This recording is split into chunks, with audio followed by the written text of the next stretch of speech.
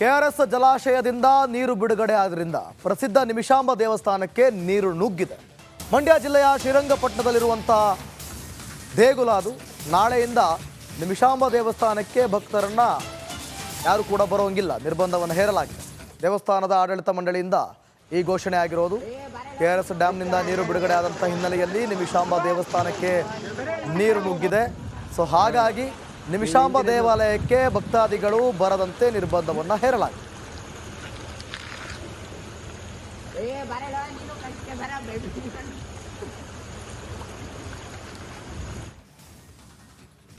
ದೇವರ ನಾಡು ಧ್ವಂಸ ಆಗಿದೆ. ಕಾರ್ಯಾಚರಣೆ ಆಗ್ತಾ ಇದ್ದಂಗೆ ಮತ್ತಷ್ಟು ಭಯಂಕರ ಭೀಭತ್ಸ ಘಟನೆಗಳನ್ನು, ಆ ದೃಶ್ಯಗಳನ್ನು ಕಣ್ಣಿಗೆ ತುಂಬಿಕೊಳ್ಳುವಂಥ ವಿಚಾರಗಳು.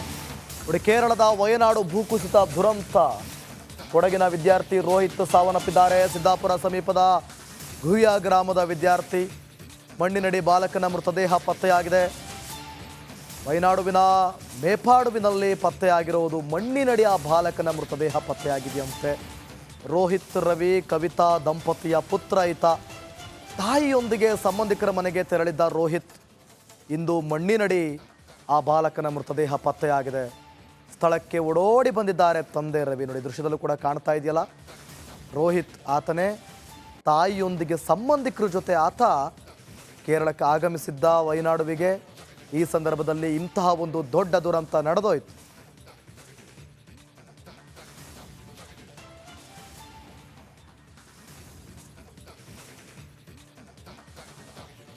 ಕೇರಳದ ವಯನಾಡಿನಲ್ಲಿ ಘನಘೋರ ದುರಂತ ಆಗೋಗಿದೆ. ಕೇರಳಕ್ಕೆ ಸಚಿವ ಸಂತೋಷ್ ಲಾಡ್ ಭೇಟಿ ಕೊಟ್ಟಿದ್ದಾರೆ. ಕರ್ನಾಟಕದಿಂದ ಕೇರಳಕ್ಕೆ ಸಹಾಯ ಮಾಡ್ತೇವೆ.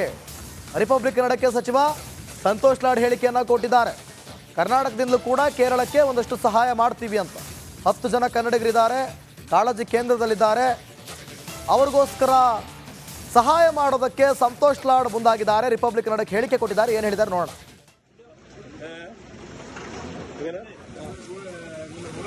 ನಿರಾಶ್ರಿತ ಕೇಂದ್ರದಲ್ಲಿ ಸುಮಾರು 13 ಜನ ಕನ್ನಡಿಗರು ಏನಿದ್ದಾರೆ, ಅವ್ರಿಗೆ ಹೋಗಿ ಭೇಟಿಯಾಗಿದ್ದೀನಿ.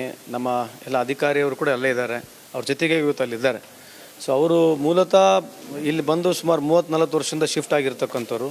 ನಿನ್ನೆ ರೆಸ್ಕ್ಯೂ ಆಪರೇಷನ್ನಲ್ಲಿ ಅವ್ರಿಗೆ ಕರೆತಂದು ಇಲ್ಲಿ ರೆಸ್ಕ್ಯೂ ಶೆಲ್ಟರ್ನಲ್ಲಿ ಅವರಿಗೆ ಇಲ್ಲೇ ಅವರು ರೆಸ್ಕ್ಯೂ ಆಪರೇಷನ್ ಆದ ನಂತರ ಇಲ್ಲೇ ಇದ್ದಾರೆ. ಸೊ ನಮ್ಮ ಸೆಕ್ರೆಟರಿ ಆಗಿರ್ತಕ್ಕಂಥ ಜಾಫರ್ ಅವರು ಇರ್ಬೋದು, ಆಮೇಲೆ ನಮ್ಮ ಇರ್ತಕ್ಕಂಥ ಇಲಾಖೆಯ ತಹಸೀಲ್ದಾರ್ಗಳು, ಆಮೇಲೆ 2-3 ತಹಸೀಲ್ದಾರ್ಗಳು ಇಲ್ಲೇ ಇದ್ದಾರೆ.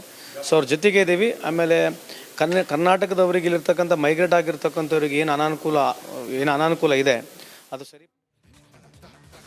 ಮತ್ತೊಂದು ಕಡೆ ವಯನಾಡಲ್ಲೂ ಕೂಡ ಭೂಕುಸಿತ ಆಗಿದೆ. ಹಲವೆಡೆ ಸಂಪರ್ಕ ಕಡಿತಗೊಂಡಿದೆ. ಭೂಕುಸಿತದಿಂದಾಗಿ ಸಾಲು ಸಾಲು ಅವಾಂತರಗಳು ಸೃಷ್ಟಿಯಾಗಿದೆ.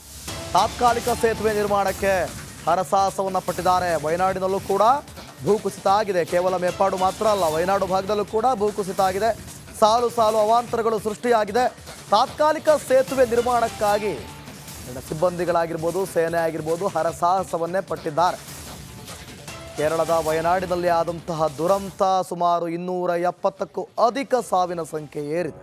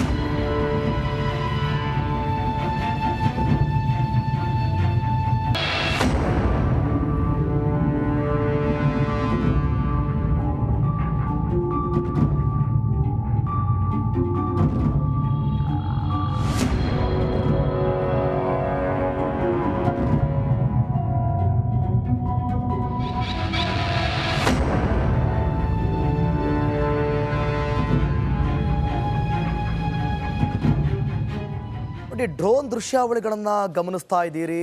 ದೇವರ ನಾಡು ವಯನಾಡು ಸಂಪೂರ್ಣವಾಗಿ ಎಂಥ ಒಂದು ಪ್ರವಾಹಕ್ಕೆ ಸಿಲುಕಿ ಭೂಕುಸಿತಕ್ಕೆ ಸಿಲುಕಿ ಇಡೀ ಸೌಂದರ್ಯಯುತವಾಗಿದ್ದಂಥ ಇಡೀ ಆ ಊರು ಇವತ್ತು ಭೂಕುಸಿತದಿಂದ ಈ ರೀತಿಯಾದಂಥ ಪರಿಸ್ಥಿತಿ ನಿರ್ಮಾಣ ಆಗಿದೆ. ನಮ್ಮ ಕೊಲೀಗ್ ನಾಗೇಂದ್ರ ಬಾಬು ಆ ಬ್ರಿಡ್ಜ್ ವಿಚಾರವಾಗಿ ಒಂದು ಪ್ರತ್ಯಕ್ಷ ವರದಿ ಮಾಡಿದ್ದಾರೆ, ನೋಡೋಣ. ಕೇರಳದ ವಯನಾಡಿನಲ್ಲಿ ಆಗಿರುವಂತಹ ಗುಡ್ಡ ಕುಸಿತದಿಂದಾಗಿ ಇವತ್ತು ಗ್ರಾಮಕ್ಕೆ ಮತ್ತೊಂದು ಗ್ರಾಮಕ್ಕೆ ಕಲ್ಪಿಸುವಂತಹ ಸಂಪರ್ಕದ ಮಾರ್ಗಗಳಿಂದ ಎಲ್ಲವೂ ಕೂಡ ಕಡಿತಗೊಂಡಿದೆ. ಹಾಗಾಗಿ ಸೂರಲ್ ಮಲೆ ಅನ್ನುವ ಜಾಗದಲ್ಲಿ ನಾನಿದ್ದೀನಿ. ಇಲ್ಲಿಂದ ಮುಂಡಕ್ಕೆ ಅನ್ನುವ ಜಾಗಕ್ಕೆ ಹೋಗುವಂತಹ ಸಂಪರ್ಕ ಸಂಪೂರ್ಣವಾಗಿ ಕಡಿತ ಆಗಿದೆ. ಗುಡ್ಡ ಕುಸಿತದಿಂದಾಗಿ ಈ ಒಂದು ಅವಾಂತರ ಸೃಷ್ಟಿಯಾಗಿದೆ. ಹಾಗಾಗಿ ಈಗ ಆರ್ಮಿಯವರು ಈ ಒಂದು ತಾತ್ಕಾಲಿಕವಾದಂತ ಬ್ರಿಡ್ಜ್ ಅನ್ನ ನಿರ್ಮಾಣ ಮಾಡಿ ಅದನ್ನ ನೂಕುವಂತ ಕೆಲಸವನ್ನ ಮಾಡ್ತಾ ಇದ್ದಾರೆ. ನೋಡಿ ಯಾವ ರೀತಿಯಾಗಿ ತಳ್ತಾ ಇದ್ದಾರೆ ಅಂತೇಳಿ ಎಲ್ಲರೂ ಕೂಡ ಸೇರಿಕೊಂಡು ಆರ್ಮಿಯವರು ಈ ಒಂದು ಇದನ್ನ ತಳ್ಳೋದಿಕ್ಕೆ ನೋಡಿ ಯಾರು ಎಲ್ಲರೂ ಕೂಡ ಮುಂದಕ್ಕೆ ಅದನ್ನ ತಳ್ಳುವಂತ ಕೆಲಸವನ್ನ ಮಾಡ್ತಾರೆ. ಸ್ವಲ್ಪ ನಿರ್ಮಾಣ ಮಾಡಿಕೊಂಡು ಇದನ್ನ ನೂಕುವಂತ ಕೆಲಸವನ್ನ ಮಾಡ್ತಾ ಇದ್ದಾರೆ. ಈ ಒಂದು ತಾತ್ಕಾಲಿಕ ಬ್ರಿಡ್ಜ್ ಅನ್ನ ಅವರು ಆದಷ್ಟು ಬೇಗ ನಿರ್ಮಾಣ ಮಾಡಿದೆ. ಆದರೆ ಎಲ್ಲೋ ಒಂದು ಕಡೆ ಸೂರನ್ ಮಲೆಯಿಂದಾಗಿ ಮಂಡಕ್ಕೈಗೆ ಹೋಗುವಂತ ಸಂಪರ್ಕ ಏನಿದೆ ಅದು ಕಂಪ್ಲೀಟ್ ಆಗಿ ಒಂದು ಆಂಬುಲೆನ್ಸ್ ಕೂಡ ಹೋಗೋದಕ್ಕೆ ಸಾಧ್ಯವಾಗುತ್ತೆ.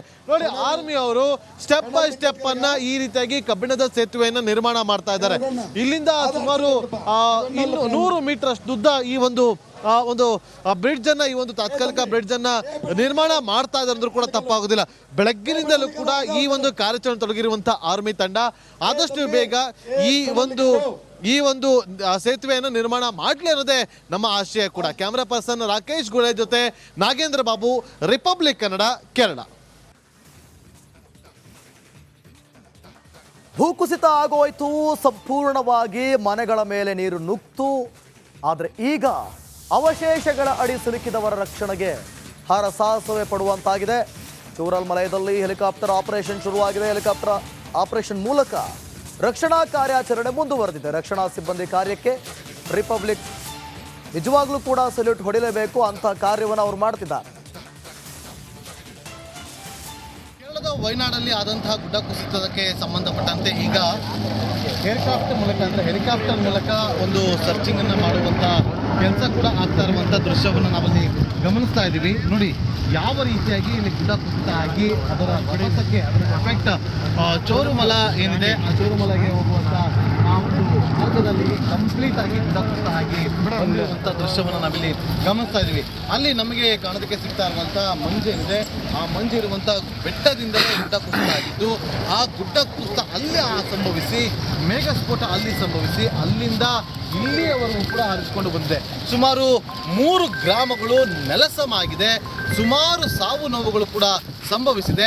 ಒಂದು ಕಡೆ ಆ ಜಾಗದಲ್ಲಿ ನಾವು ಗಮನಿಸ್ತಾ ಇದ್ದೀವಿ NDRF ತಂಡ ಆಗಿರ್ಬೋದು, ಜೊತೆಗೆ ಅಲ್ಲಿರುವಂತಹ SDRF ತಂಡ ಆಗಿರ್ಬೋದು, ಎಲ್ಲರೂ ಕೂಡ ಅಲ್ಲಿ ಕಾರ್ಯಾಚರಣೆಯನ್ನು ಮಾಡುವಂಥ ಕೆಲಸವನ್ನ ಮಾಡ್ತಾರೆ. ಶೋಧ ಕಾರ್ಯಾಚರಣೆಯನ್ನ ಸದ್ಯಕ್ಕೆ ಮುಂದುವರಿಸಲಾಗಿದ್ದು ಸಾಕಷ್ಟು ಸಾವು ನೋವುಗಳು ಸಂಭವಿಸಿದೆ ಅನ್ನುವ ಮಾಹಿತಿ ಕೂಡ ಲಭ್ಯವಾಗ್ತಾ ಇದೆ. ಕ್ಯಾಮ್ರಾ ಪರ್ಸನ್ ರಾಕೇಶ್ ಗುಳೇದ್ ಜೊತೆ ನಾಗೇಂದ್ರ ಬಾಬು, ರಿಪಬ್ಲಿಕ್ ಕನ್ನಡ, ಕೇರಳ. ಮತ್ತೊಂದು ತಾತ್ಕಾಲಿಕ ಸೇತುವೆಯನ್ನು ಕೂಡ ನಿರ್ಮಿಸಿದ್ದಾರೆ ಆರ್ಮಿ. ನಿಜವಾಗ್ಲೂ ಅವರ ಕಾರ್ಯವನ್ನು ಮೆಚ್ಚುವಂಥದ್ದು. ಚೂರಲ್ಮಲೈ ಮಂಡಕೈ ಮಧ್ಯೆ ಸೇತುವೆಯನ್ನು ನಿರ್ಮಾಣ ಮಾಡಿದಾರಂತೆ. ತಾತ್ಕಾಲಿಕ ಸೇತುವೆ ಮೂಲಕ ಜನರನ್ನ ಸ್ಥಳಾಂತರ ಮಾಡುವಂಥ ಕೆಲಸ.